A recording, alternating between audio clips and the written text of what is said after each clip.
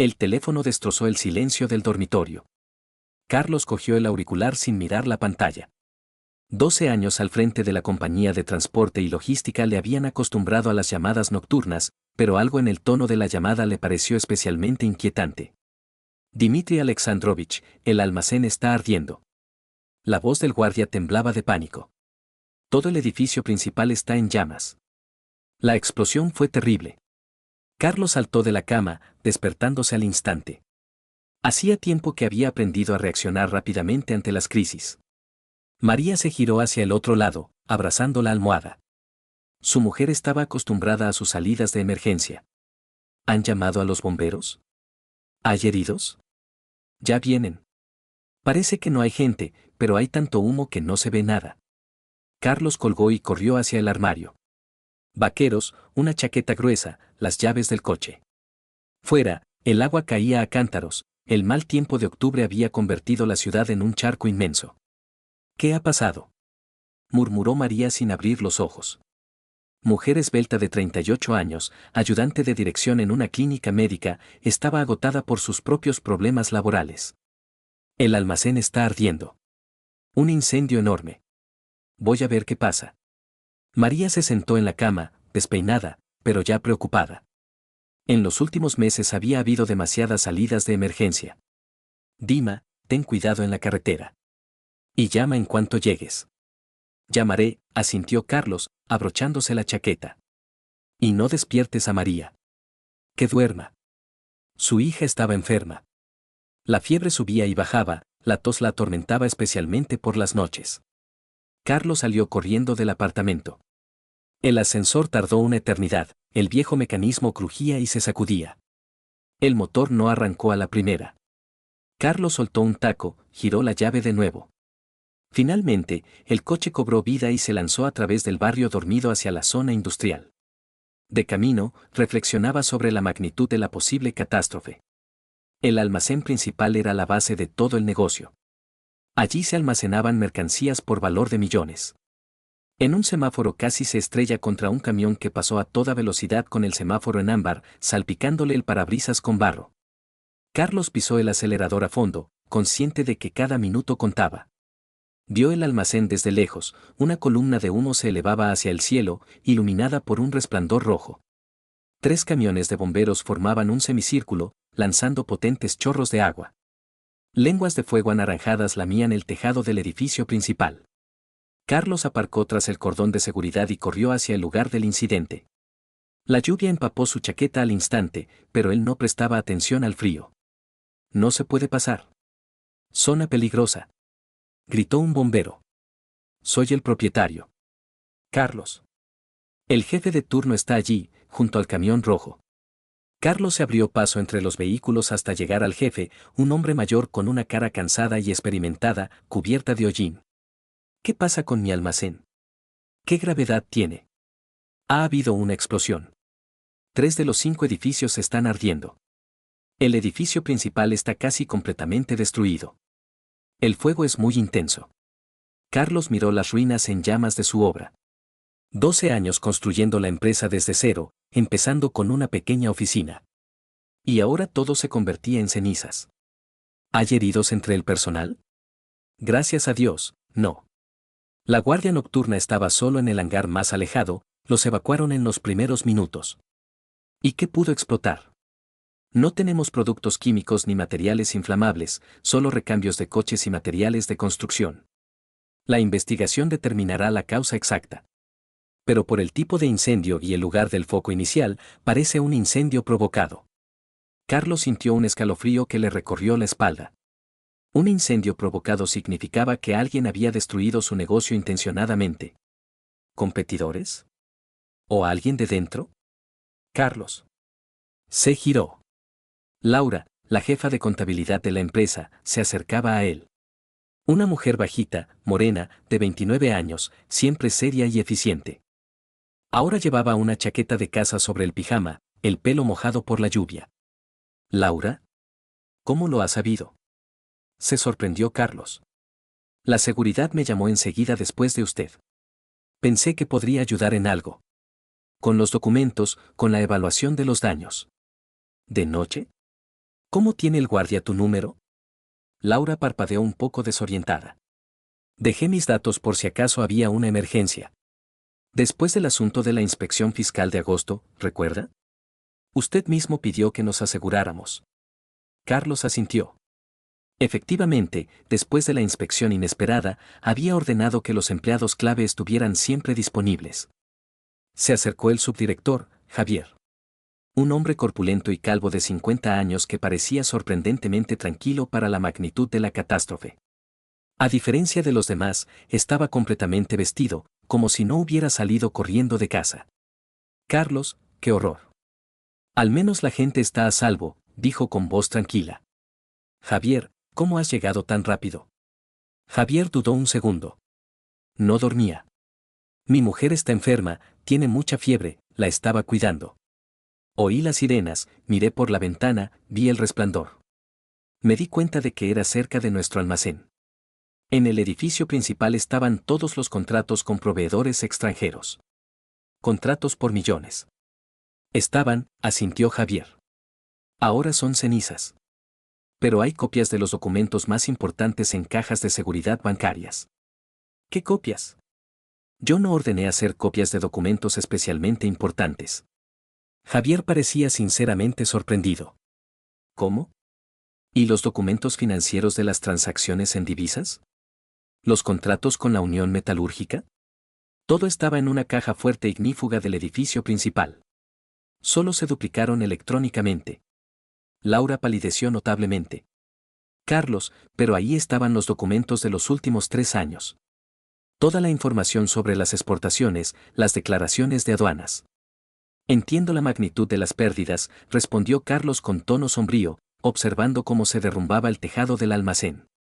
Se acercó el jefe de seguridad, un hombre nervioso de unos 40 años con una expresión culpable. Carlos, los bomberos dicen que la alarma se desactivó desde dentro aproximadamente 1 hora antes de la explosión. ¿Cómo que desactivada? Preguntó Carlos bruscamente. El sistema se desconectó desde el panel central. Alguien conocía los códigos de acceso y el procedimiento de desconexión.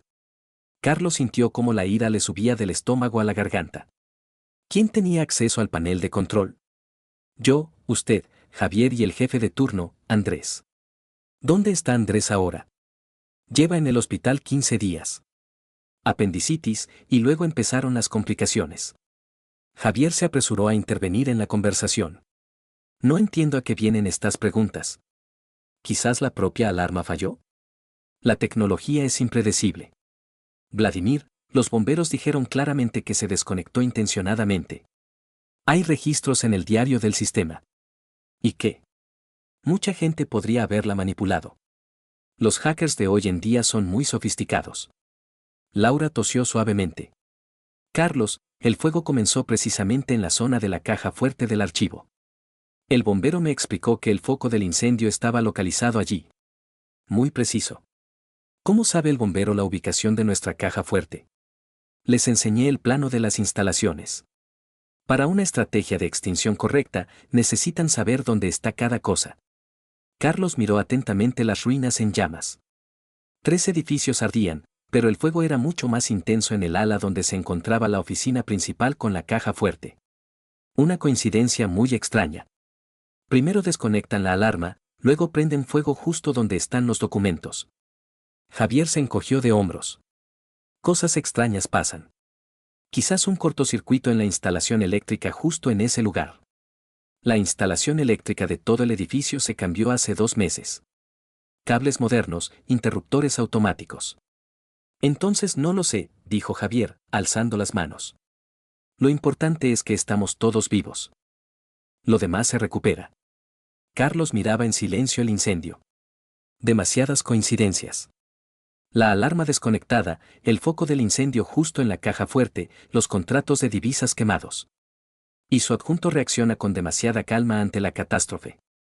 La lluvia no cesaba, convirtiendo las cenizas en un lodo negro.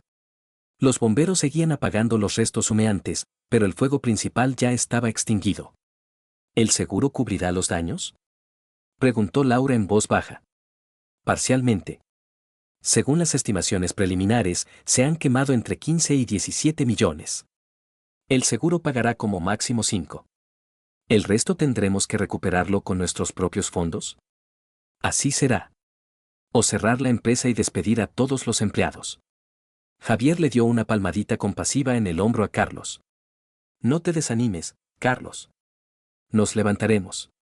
Tenemos un buen equipo, contactos establecidos.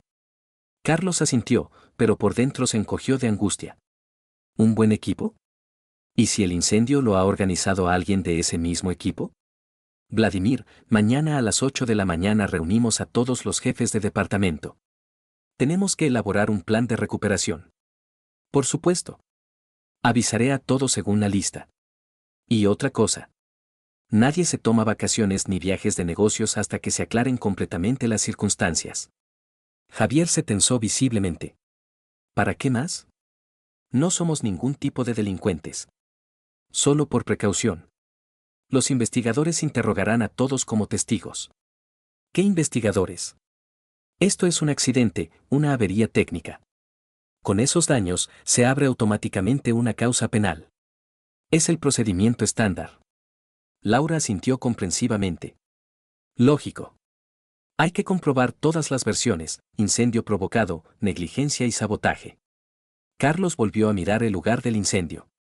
En algún lugar entre esas brasas y ese metal fundido estaban las respuestas a preguntas que ni siquiera podía formular con precisión. Era hora de irse a casa, de contarle a María la magnitud de la catástrofe. Y por la mañana empezar a investigar quién y por qué había destruido el trabajo de toda su vida. En el coche, de camino a casa, Carlos reflexionaba sobre la extraña actitud de Javier. Una reacción demasiado tranquila ante la catástrofe, como si ya supiera del incendio. Y esa historia de su mujer enferma, habrá que comprobarlo. Por la mañana, Carlos llegó al trabajo a las 6:30. A pesar de la noche sin dormir, la adrenalina aún bullía en su sangre. Laura ya estaba sentada frente a su ordenador, rodeada de altas pilas de carpetas e impresiones. ¿No has dormido nada?, preguntó él, sirviendo café de un termo. Un par de horas en casa, respondió ella, sin apartar la vista del monitor. Y luego decidí empezar a reconstruir el flujo de documentos con las copias de seguridad. Hay mucho trabajo. Carlos se sentó en su escritorio, encendió el ordenador. En la pantalla aparecieron decenas de carpetas con archivos, toda la información financiera de la empresa de los últimos 3 años, guardada en el servidor. ¿Qué has podido encontrar ya? Laura giró el monitor hacia él. Mire con atención. En julio del año pasado tuvimos un nuevo cliente, Construcciones Plus. Le suministramos materiales de construcción por casi 2 millones.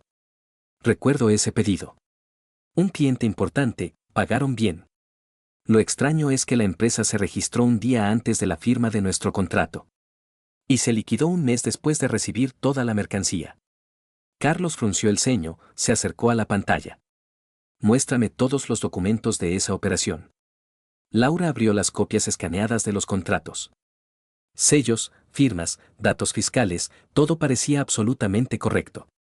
Pero algo en la firma del director general le pareció familiar a Carlos. Esa firma en los documentos la puso Javier.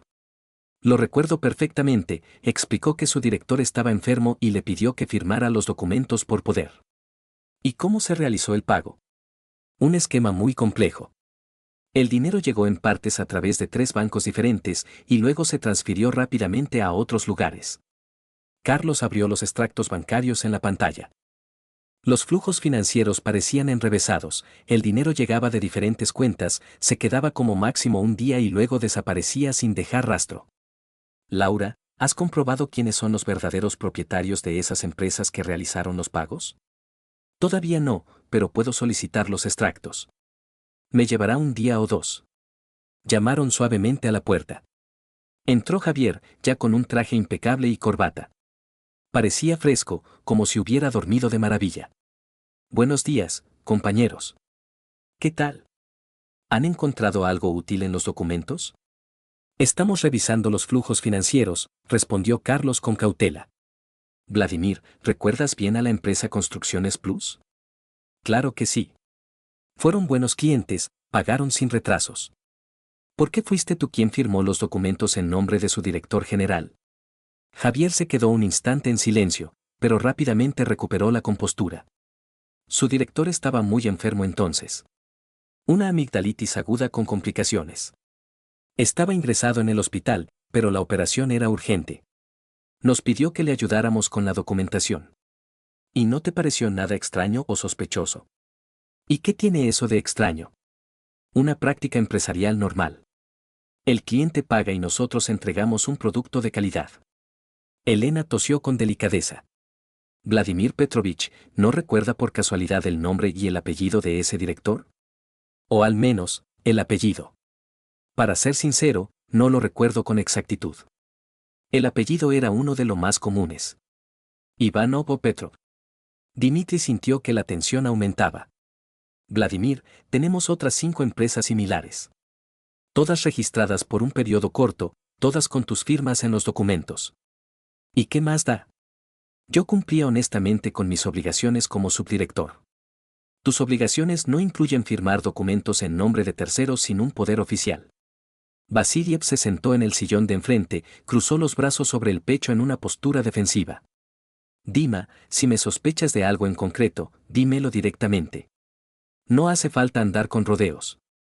De momento no sospecho de nada. Solo quiero entender detalladamente el mecanismo de todas las transacciones. ¿Qué mecanismo? El comercio al por mayor más normal. Nada complicado. Elena, contacto, mostró otro documento en la pantalla. Vladimir Petrovich, ¿este contrato también se puede considerar una transacción normal? Suministro de materiales por 3 millones y su coste real es de 1,5 millones. Gastos generales. Transporte, almacenamiento, seguro, gestión. ¿El 100% de gastos generales? Es muchísimo, incluso para nuestro sector específico. Vasiliev se levantó de golpe y se dirigió a la salida. Elena Sergeyevna, no conviene escarbar tanto en las finanzas. Puede quede con algo que es mejor no tocar. Eso suena a amenaza, dijo Dmitri con firmeza. Es un consejo de amigo. Restaura los documentos quemados, pero no busques gatos negros en una habitación oscura donde puede que no los haya. Vasiliev salió, cerrando la puerta con un portazo que resonó en toda la oficina. Un silencio pesado se apoderó de la habitación. Elena y Dmitri intercambiaron una mirada significativa. Se comporta de forma muy extraña, dijo ella en voz baja. Reacciona con demasiado nerviosismo a preguntas normales. Sospechosamente nervioso. Continuamos con el análisis a fondo. Se sumergieron por completo en el estudio de los flujos financieros y el tráfico de documentos. A la hora de comer, la situación empezaba a aclararse, y lo que descubrieron hizo palidecer a Dmitri. Una cadena de operaciones cuidadosamente planificadas a través de empresas pantalla, precios artificialmente inflados de los productos, complejas tramas de transferencias internacionales. Dmitri Alexandrovich, mire aquí con mucha atención. Elena señaló un extracto bancario en la pantalla. Una transferencia final por 7.400.000 pesetas a una cuenta en un banco offshore de Chipre. ¿De dónde sale esa cantidad tan enorme? Es la sobrefacturación acumulada en todos los contratos ficticios detectados en los últimos 2 años. El beneficio neto de las estafas.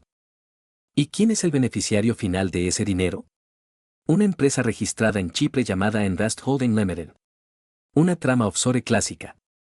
Dmitri sentía cómo se formaba en su cabeza una imagen clara del delito. Vasiliev había creado y dirigido durante mucho tiempo toda una red de desvío de fondos de la empresa a través de una red de empresas pantalla. Elena, ¿tenemos la posibilidad técnica de averiguar quién es el verdadero propietario de esa empresa chipriota? Puedo solicitar información oficialmente a través de la agencia tributaria y el banco. Pero eso llevará al menos una semana. En ese momento sonó el teléfono del trabajo de Dmitri. ¿Dmitri Alexandrovich? Soy Svetlana Viktorovna del Departamento de Crédito Corporativo del banco. Tenemos una cuestión urgente sobre su contrato de crédito. Le escucho atentamente. Tras el incendio, nuestro banco se ve obligado a revisar el valor de garantía de los bienes. Necesitaremos el reembolso anticipado de 3 millones. Perdone, ¿qué reembolso anticipado? Tenemos un contrato vigente hasta diciembre del año que viene. En el contrato de crédito hay un apartado específico sobre causas de fuerza mayor. El incendio lo consideramos una disminución significativa de la base de garantía. Dmitri cerró los ojos, intentando contener la irritación. Otro problema grave además de la investigación. ¿Cuándo necesitan exactamente ese dinero? Antes de que termine el mes. O sea, dispone de 10 días laborables. Entendido. Le llamo. Dimitri colgó el teléfono y miró a Elena con cansancio. El banco exige que devuelva 3 millones antes de tiempo. ¿Y dónde vamos a conseguirlos con nuestra situación financiera actual? Ni idea. Todos los fondos operativos ya se han destinado a la restauración parcial del almacén quemado. Elena golpeó pensativamente la mesa con el bolígrafo. ¿Y si presentamos una denuncia formal a la policía contra Vasiliev? Si conseguimos demostrar el robo, podremos recuperar el dinero robado a través de los tribunales. Para eso necesitamos pruebas absolutamente irrefutables. Por ahora solo tenemos fuertes sospechas e indicios indirectos. Entonces seguimos investigando y buscando pruebas directas. Trabajaron prácticamente sin descanso hasta bien entrada la noche. A las 9, Dimitri comprendió que tenía que irse a casa. Ana ya había llamado 4 veces ese día, recordándole cada vez que Masa preguntaba dónde estaba papá y por qué no venía. Elena, muchísimas gracias por tu entrega. Mañana por la mañana continuamos con la investigación. Yo me quedo 1 hora y media más. Quiero comprobar algunas transacciones financieras sospechosas. Dimitri llegó a casa completamente agotado y desmoralizado. En el piso solo había una suave luz nocturna en la habitación de la niña. Ana estaba sentada junto a la cama de Masa, acariciándole la cabeza con ternura. ¿Cómo está nuestra niña? Por fin le ha bajado la fiebre. Pero la tos sigue siendo bastante fuerte. Mañana otra vez al pediatra. Perdona que llegue tan tarde. Tengo un montón de trabajo urgente tras el incendio. Ana se levantó, se acercó a su marido y le abrazó por los hombros. Dima, quizás deberíamos vender nuestro piso.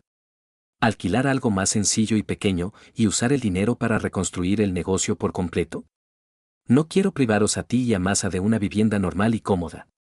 Apoyaremos cualquier decisión que tomes. Lo importante es que no te agotes trabajando demasiado. Carlos abrazó con gratitud a su mujer. Qué bien se siente tener a alguien al lado que cree en ti de verdad y te apoya incondicionalmente en los momentos difíciles. María, ¿y si al final tenemos que irnos un tiempo? A otra región, empezar de cero. ¿Para qué irnos? Preguntó ella, sorprendida.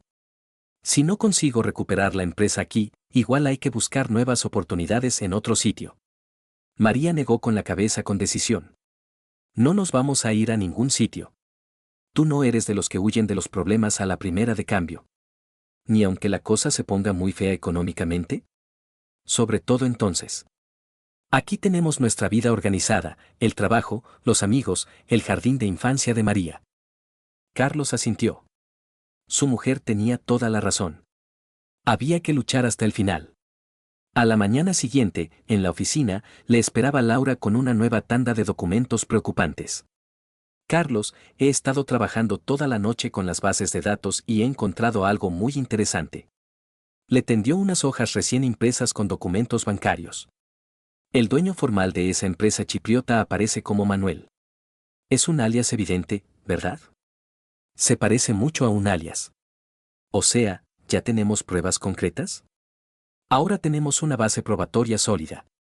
7,5 millones sacados ilegalmente a cuentas offshore personales del subdirector. Carlos sintió cómo se le encogió el estómago de pura rabia. El hombre en el que había confiado ciegamente durante años le había estado robando a la empresa de forma sistemática y cínica. A partir de mañana, empezamos con los trámites oficiales. Vamos a la policía a poner una denuncia, dijo con firmeza y decisión. Carlos presentó una denuncia detallada en la Comisaría de Delitos Económicos el jueves por la mañana. Un experimentado investigador, el mayor Korotkov, examinó atentamente los documentos y los cálculos financieros, tomando notas detalladas. Los documentos parecen convincentes. Abriremos una investigación en una semana, después de una comprobación preliminar, prometió. Pero no detengan a Vasiliev todavía, pidió Carlos. Que no sospeche que ya sabemos todo y tenemos pruebas. De acuerdo. Le daremos la oportunidad de cometer alguna otra acción imprudente. Carlos volvió a la oficina con un notable sentimiento de alivio. Por fin, la justicia iba a empezar a hacerse. Los 7,5 millones robados se recuperarían, la empresa se reconstruiría y se modernizaría por completo. Laura le recibió con otra pila de documentos y una expresión preocupada.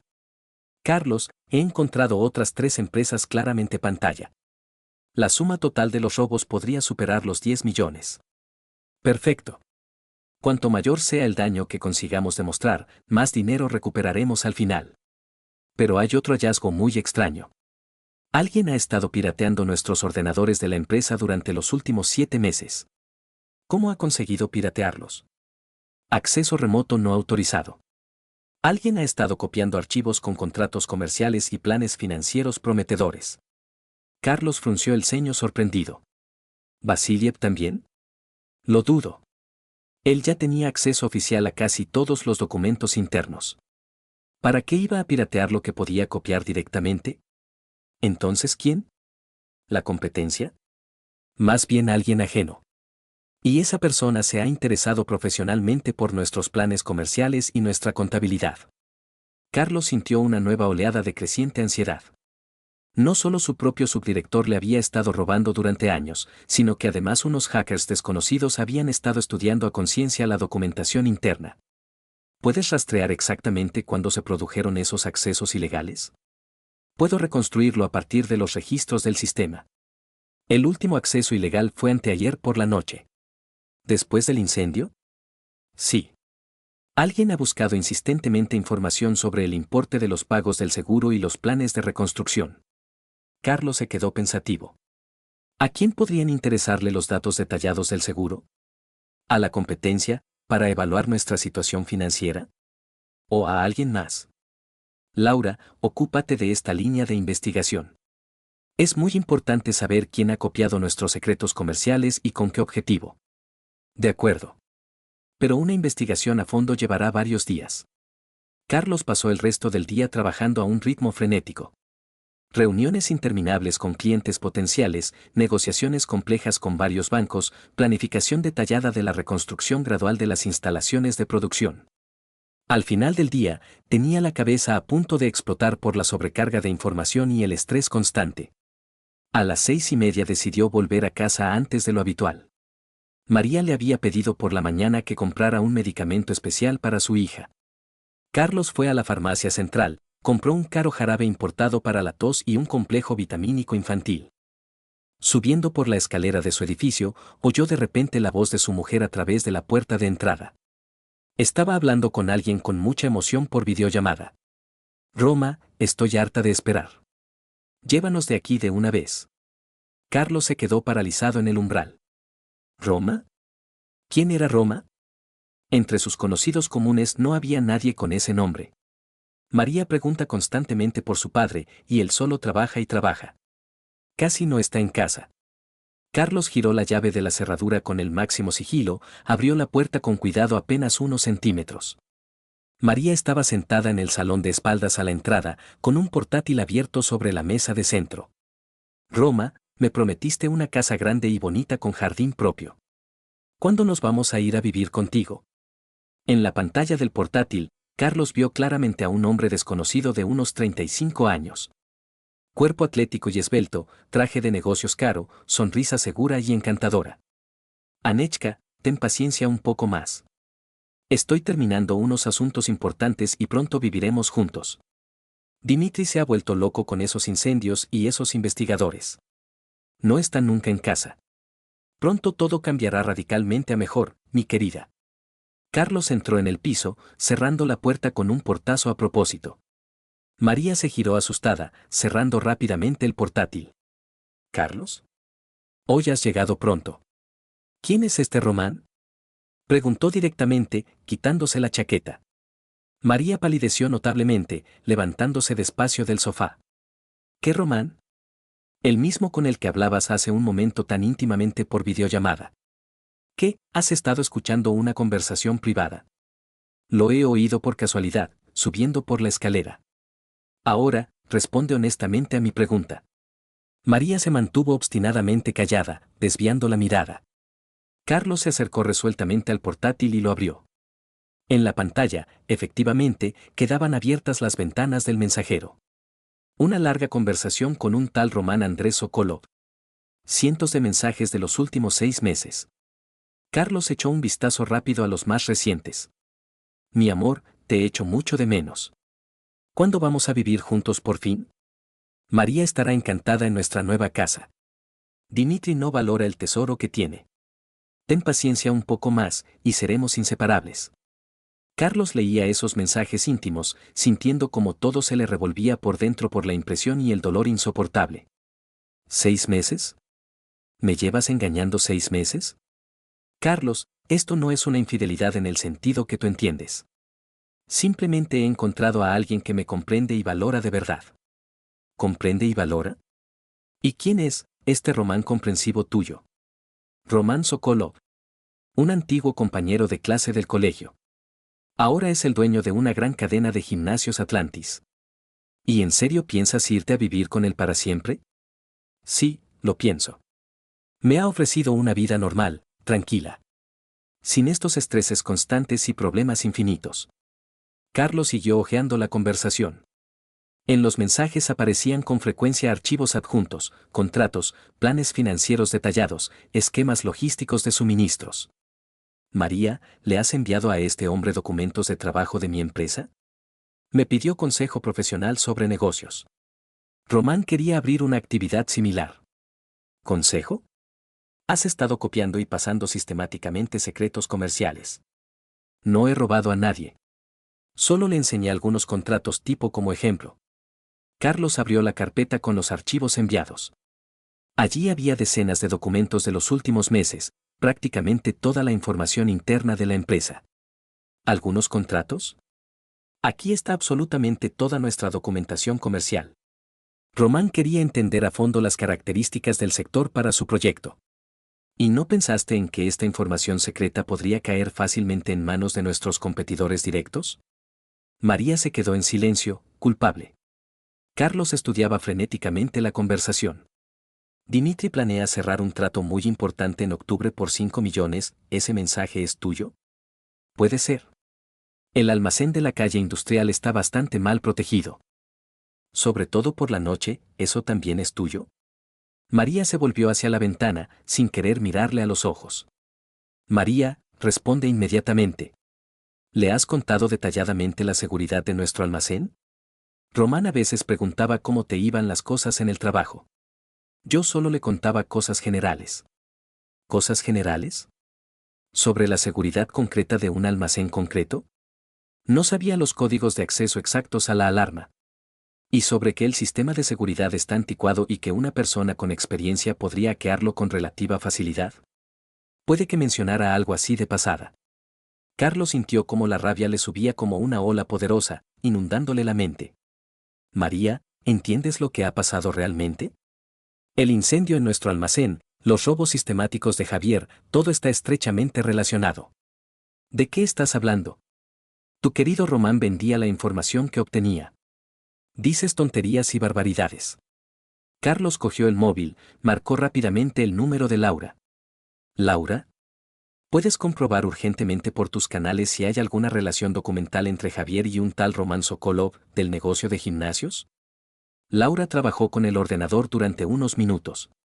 Dmitri Alexandrovich, efectivamente estudiaron juntos en la Facultad de Economía.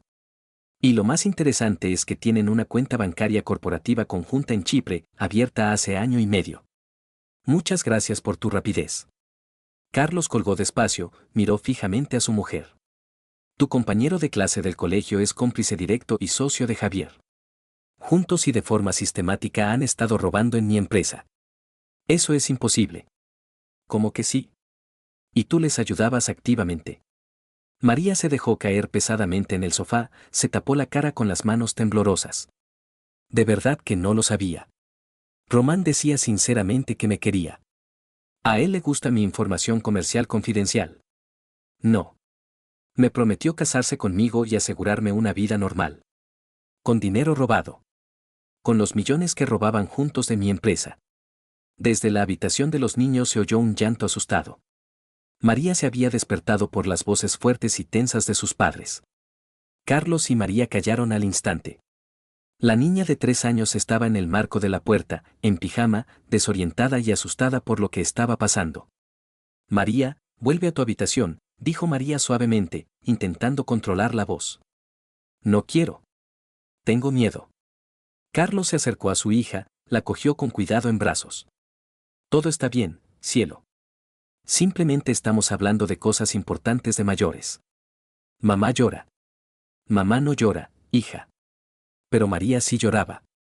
Las lágrimas grandes le corrían por las mejillas, deshaciendo la cosmética cuidadosamente aplicada.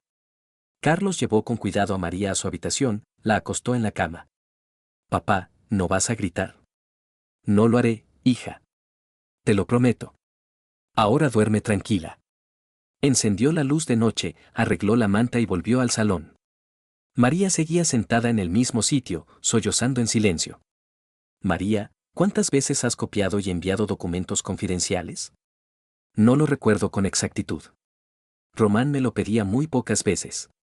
¿Pocas veces?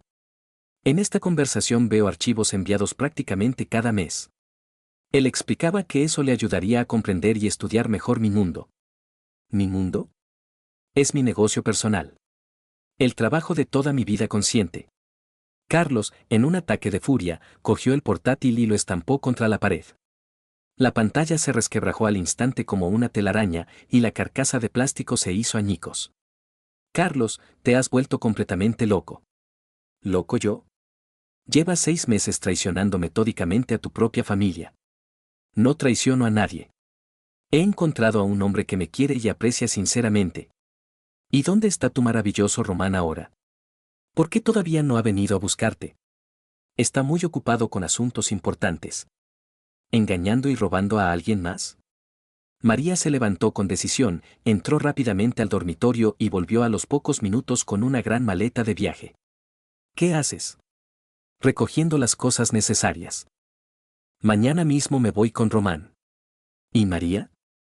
Naturalmente, vendrá conmigo. No la llevarás a ninguna parte. María es mi hija. Y también mía. No permitiré categóricamente que entregues a tu hija a un aventurero y ladrón. María entró en la habitación de la niña y empezó a meter apresuradamente la ropa y los juguetes de la pequeña en una bolsa deportiva. Mamá, ¿a dónde vamos?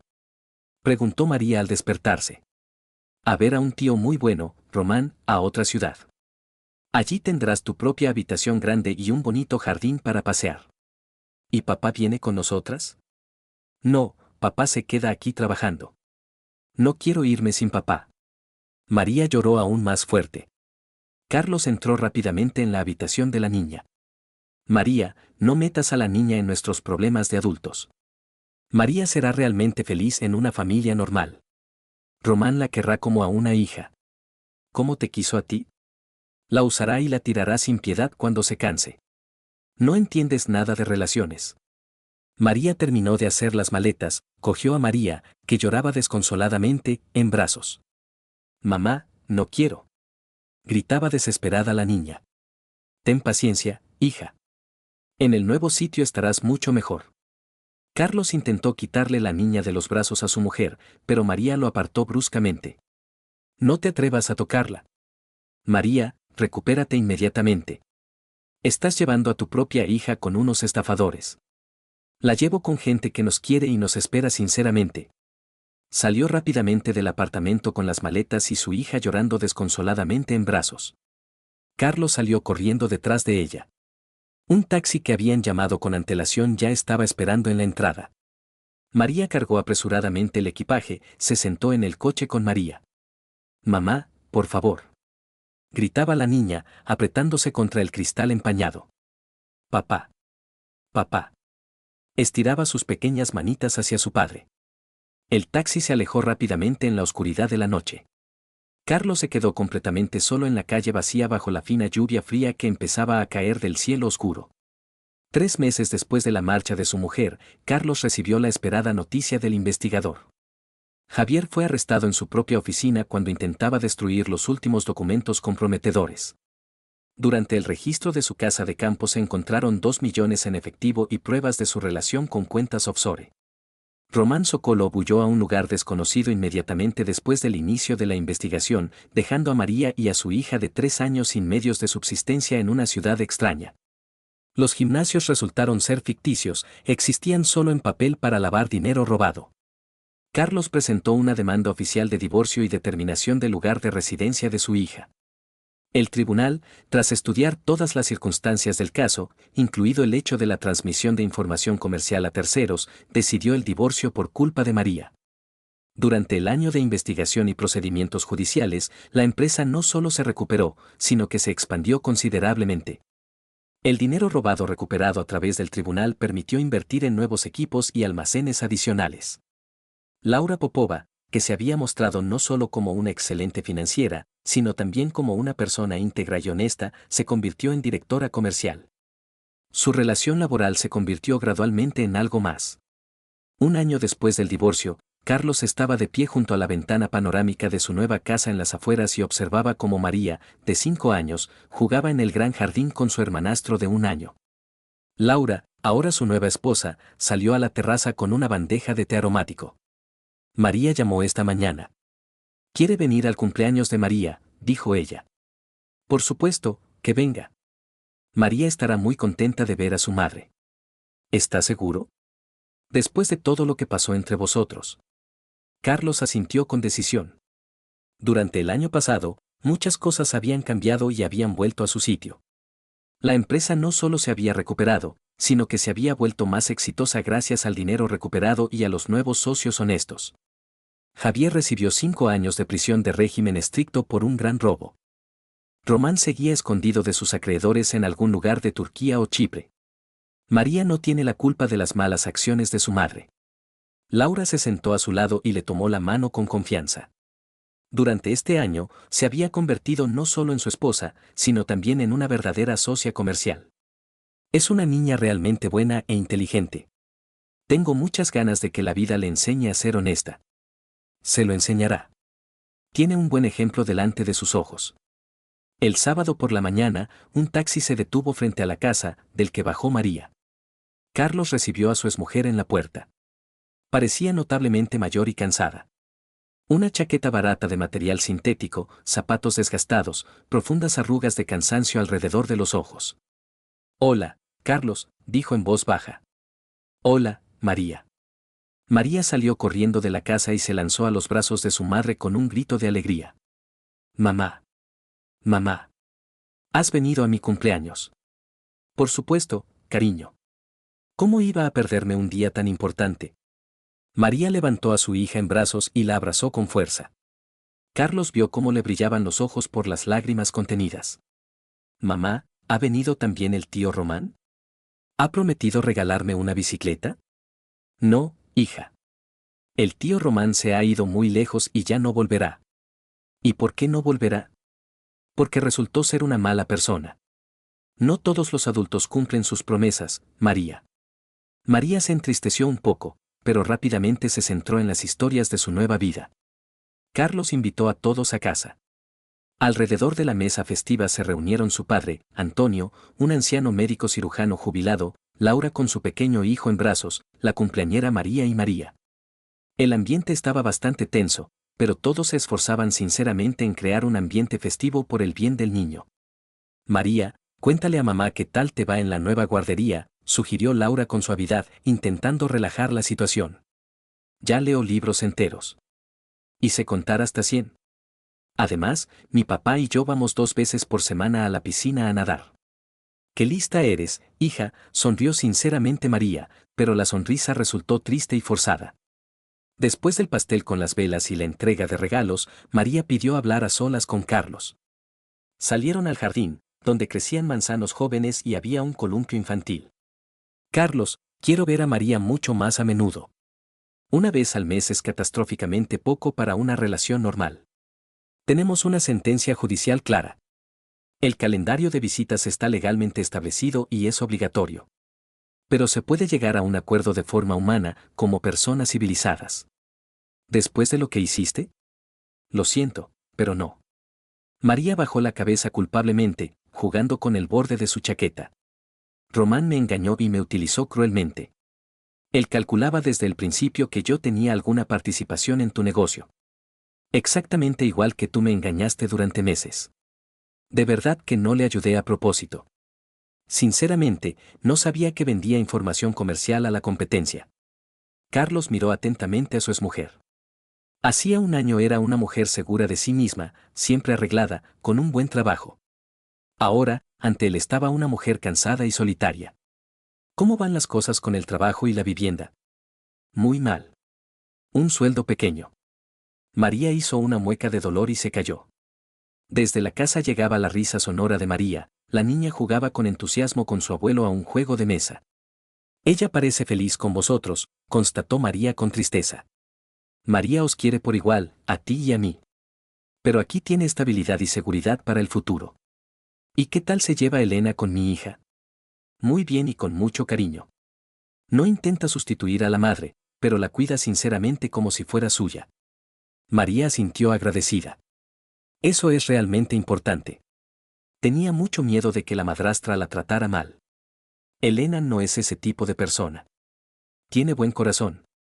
Permanecieron unos minutos en silencio, observando a su hija jugando en la casa a través de un gran ventanal. Carlos, ¿alguna vez me perdonarás por lo que pasó? No, María. Y nunca lo haré. Entiendo tus sentimientos. Pero la hija no debe sufrir ni pagar por nuestros errores de adultos. Te verás con ella estrictamente según el horario establecido. Gracias. A altas horas de la noche, María se preparaba para el viaje de regreso. María volvió a llorar, sin querer dejar ir a su madre. Mamá, quédate con nosotros aunque sea unos días. No puedo, cielo. Mamá tiene trabajo, me esperan. Pero papá también trabaja y vive en casa todos los días. María no supo qué responder a la lógica infantil. Carlos se acercó con cuidado a su hija. María, mamá vendrá a vernos dentro de un mes. Mientras tanto, puedes llamarla todas las noches antes de dormir. ¿De verdad puedo llamar todos los días? Todos los días, confirmó el padre. La niña se calmó un poco. María besó a su hija por última vez y se subió al taxi que la esperaba. Mamá, no te vayas mucho tiempo.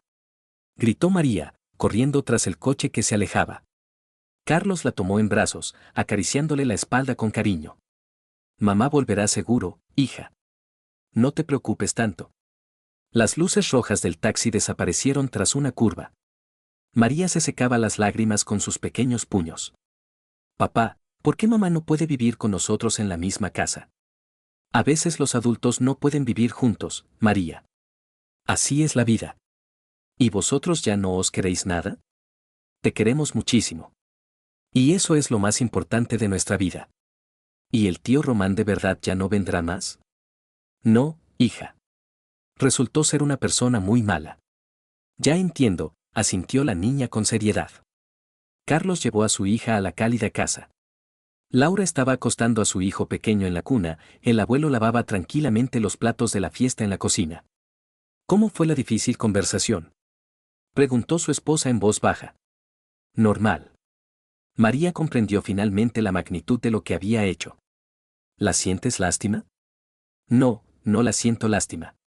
Solo siento lástima de nuestra hija, que se ha convertido en una víctima involuntaria. Carlos miró la nueva foto familiar en un bonito marco sobre la cómoda. Él y Laura, María entre ellos, y en brazos, su hijo en común. Una nueva vida honesta, construida sobre la confianza y el respeto mutuo. Fuera se oscurecía rápidamente, el corto día de invierno llegaba a su fin. En la habitación de los niños ardía suavemente una luz nocturna con forma de estrella. María seguía teniendo miedo de dormirse en la oscuridad total después del traumático divorcio de sus padres. Carlos, como de costumbre, se sentó junto a su cuna hasta que su hija se durmió por completo. Papá, ¿tú nunca, nunca te irás de mi lado? Nunca, cielo. Te lo prometo. ¿Y la tía Laura también se quedará? La tía Laura tampoco se irá a ninguna parte. ¿Y mi hermanito pequeño? Y el hermanito también. Todos estamos aquí, a tu lado, cariño. María cerró los ojos satisfecha. A los pocos minutos, su respiración se volvió profunda y regular. Carlos salió con cuidado de la habitación infantil, se sentó cansado en la sala de estar junto a su esposa, que estaba amamantando a su hijo. Ella todavía lo está pasando mal, comentó Laura en voz baja. Se acostumbrará poco a poco. Los niños se adaptan a las nuevas circunstancias más rápido que los adultos. ¿Y crees que María se arrepiente mucho de sus actos? Supongo que sí. Pero el arrepentimiento no anula las consecuencias de los actos. ¿Y qué le diremos a nuestro hijo cuando crezca? ¿Sobre María, sobre las razones del divorcio? Solo la verdad. Que en la vida hay personas que traicionan a sus seres más queridos. Y que esas cosas no se pueden perdonar. Carlos se levantó y se acercó a la gran ventana. En el jardín, las pequeñas hamacas infantiles que él mismo había instalado para María la primavera anterior se balanceaban con el viento. Mañana su hija iría a la guardería, contaría a la maestra la visita de su madre y los regalos. Dentro de un mes, María volvería, esa era la nueva realidad de su familia separada. La vida seguía su curso. Sin romanticismos innecesarios, sin grandes palabras sobre el perdón y el triunfo de la justicia. Simplemente una nueva realidad en la que cada uno había recibido exactamente lo que se merecía por sus actos. La justicia, como resultó, podía ser bastante dolorosa para todos los participantes en el drama. Pasaron 3 años. Una fría mañana de otoño, Carlos estaba sentado en su despacho, revisando los informes trimestrales. La empresa prosperaba, el volumen de negocios había aumentado, se habían abierto 3 nuevas sucursales en provincias vecinas. Laura entró con una carpeta de documentos. El contrato con los socios alemanes está previsto para mañana, anunció. La cantidad del acuerdo asciende a 12 millones de euros. Excelente. Eso cubrirá todos los planes de expansión para el próximo año. Sonó el teléfono móvil sobre la mesa. En la pantalla apareció el número de María. Dime, tengo noticias importantes, dijo su exmujer con hesitación. Me caso. Felicidades. ¿Con quién? Con Miguel. Él trabaja como maestro en la fábrica, es un buen hombre. Me alegro por ti. Carlos se alegró sinceramente de la noticia. Significaba que María finalmente había encontrado su lugar en el mundo y ya no se sentiría perdida. ¿Y cómo van las cosas con el trabajo? Miguel me ayudó a conseguir un puesto de secretaria para el director de la fábrica. El sueldo es bueno, el trabajo tranquilo. Maravilloso. Después de la conversación, Carlos miró pensativo por la ventana. Laura notó su estado de ánimo. ¿Buenas noticias? María se casa con un hombre decente. Eso es realmente bueno. Significa que estará más tranquila. Por la noche, en casa, Carlos le contó la conversación a María. La niña reaccionó con calma y sensatez. Eso está bien, cielo. Papá, ¿podemos invitarlos a cenar? Carlos intercambió una mirada con su mujer. Laura asintió con aprobación. Por supuesto que sí. Que mamá llame, quedamos. Una semana después, María y su nuevo marido fueron a visitarles. Miguel resultó ser un hombre sencillo y abierto de unos 40 años. Trabajador, honesto, sin ambiciones ni planes ocultos. Durante la comida hablaron de los niños, del trabajo, de los planes de futuro. Nadie recordó los conflictos y las ofensas del pasado. Pasaron 2 años más. María tenía 10 años, estaba en cuarto de primaria con excelentes calificaciones. Su hijo con Laura había crecido y había empezado a ir a la guardería. Una tarde, María preguntó. Papá, ¿por qué tú y mamá os divorciasteis? Carlos pensó mucho en cómo responder a esa pregunta con honestidad, pero sin traumatizar a la niña. Mamá cometió un grave error. Creyó en un mal hombre y le ayudó a dañar a nuestra familia. ¿Y tú no la perdonaste? No, hija. Algunas cosas no se pueden perdonar. ¿Pero ella se arrepiente? Se arrepiente. Pero el arrepentimiento no anula las consecuencias de los actos. María asintió con seriedad. Entiendo. Entonces, ¿hay que actuar correctamente desde el principio para no arrepentirse después? Exactamente, mi lista. Y yo siempre actuaré con honestidad. No lo dudo, cielo. Carlos abrazó a su hija. Entendía que lo más importante de esta historia era que María crecía en un ambiente de honestidad y justicia. Ella había visto en su propia experiencia a qué conducía la traición y había sacado las conclusiones correctas. La honestidad y la decencia habían sido recompensadas, la traición castigada.